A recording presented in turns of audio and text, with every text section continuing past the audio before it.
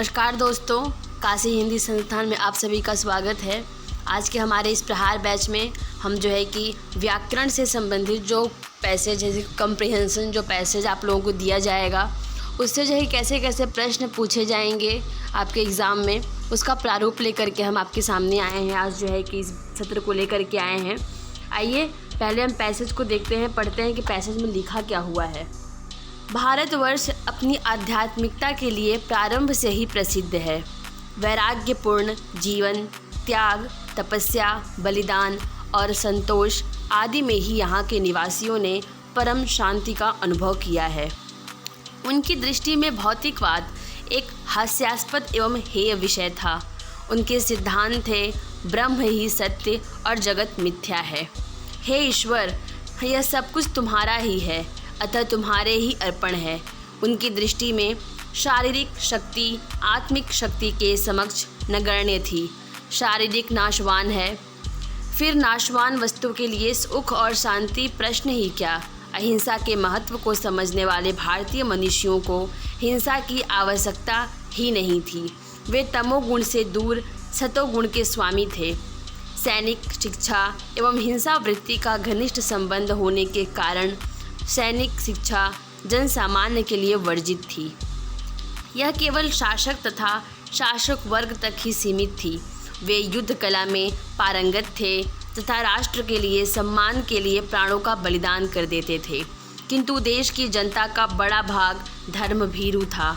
हिंसा, क्षमा आदि ही उसके प्रधान गुण थे। सैनिक शिक्षा की बची प्रवृत्ति भी शनैः शनैः धर्माचरण की प्रबलता के कारण समाप्त हो गई। धर्मयुग समाप्त हुआ। वर्तमान युग परमाणु युग है।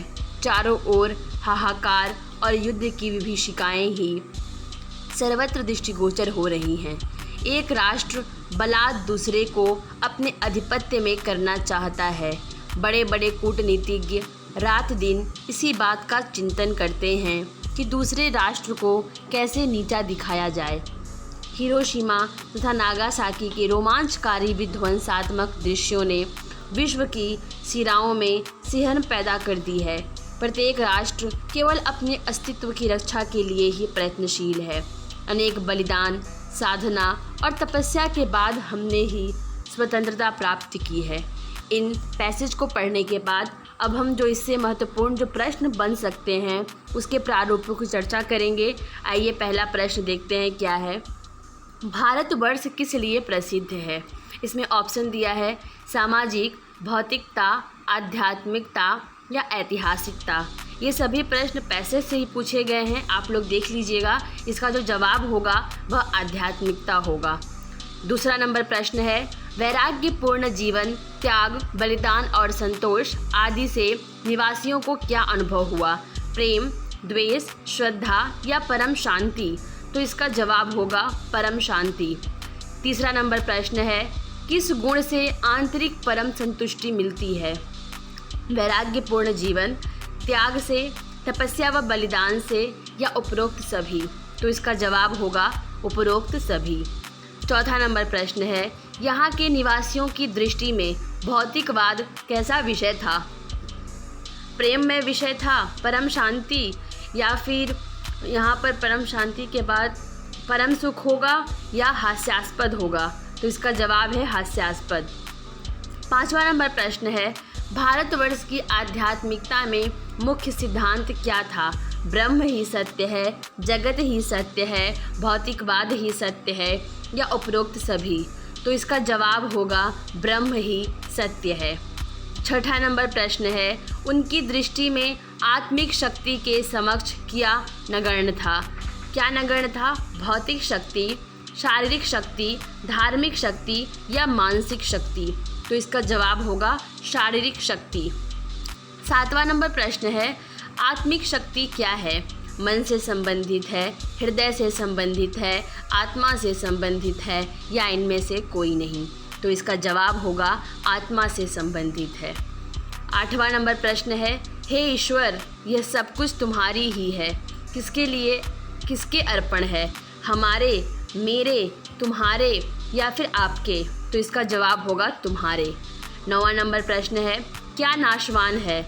आत्मा, सत्य या फिर न्याय या फिर शरीर? तो इसका जवाब होगा शरीर नाशवान है, क्षणिक है। 10वां नंबर प्रश्न है, भारतीय मनीषियों को किस भाव की आवश्यकता नहीं थी? अहिंसा की, धर्म की, न्याय की या हिंसा की? तो इसका जवाब होगा हिंसा की। 11वां नंबर प्रश्न है, तमोगुण का तात्पर्य क्या है? आध्यात्मिक विचार से भरा हुआ, अंधकार से भरा हुआ, सद्गुण से भरा हुआ या तामसिक विचारों से भरा हुआ? तो तमोगुण के शब्द से ही हमको ये अर्थ स्पष्ट होता है कि तामसिक विचारों से भरा हुआ। 12वां नंबर प्रश्न है, कौन सी शिक्षा जन सामान्य के लिए वर्जित है? आध्यात्मिक शिक्षा, पौराणिक शिक्षा, सैनिक शिक्षा या भौतिक शिक्षा? तो इसका जवाब होगा सैनिक शिक्षा। 13वां नंबर प्रश्न है, तमोगुण एवं सतोगुण में कौन श्रेष्ठ है?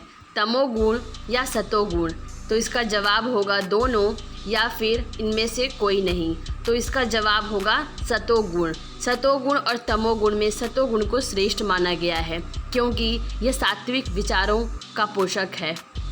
14वां नंबर प्रश्न है, देश की जनता का बड़ा भाग कैसा है? साहसी है, कायर है, धर्मभीरू है या फिर इनमें से कोई नहीं? तो इसका जवाब होगा धर्मभीरू है। 15वां नंबर है, यहाँ अधिकांश जनता में प्रधान गुण कौन सा था? दया, अहिंसा, क्षमा, दया, प्रेम, शक्ति, शक्ति, परोपकार, मानवता या इनमें से कोई नहीं? तो इसका जवाब होगा दया, अहिंसा, क्षमा। 15वां नंबर प्रश्न है, वर्तमान युग कैसा है? कलयुग का है, शस्त्र युग है, शास्त्र युग है या परमाणु युग है? तो इसका जवाब होगा परमाणु युग है। 16वां नंबर प्रश्न है, सैनिक शिक्षा की बची हुई प्रवृत्ति किस कारण समाप्त हो गया? तमोगुण की प्रबलता के कारण, सत आचरण के कारण, धर्माचरण की प्रबलता के कारण या असत की प्रबलता के कारण? तो इसका जवाब होगा धर्माचरण की प्रबलता के कारण। 17वां नंबर प्रश्न है, चारों ओर क्या दृष्टिगोचर हो रही है? युद्ध की विभीषिकाएं, शांति एवं प्रेम, अहिंसा एवं मानवता या फिर परोपकार? तो इसका जवाब होगा युद्ध की विभीषिकाएं। 18वां नंबर प्रश्न है, अधिपत्य का अर्थ क्या है? अपना प्रभाव जमाना, डराना या फिर आदेश देना या फिर हार मान लेना? तो इसका जवाब होगा अपना प्रभाव जमाना। 19वां नंबर प्रश्न है, कौन रात दिन चिंतन करता है? विचारक चिंतन करता है, दार्शनिक चिंतन करता है, कूटनीतिज्ञ या राजनीतिज्ञ? तो इसका जवाब होगा कूटनीतिज्ञ।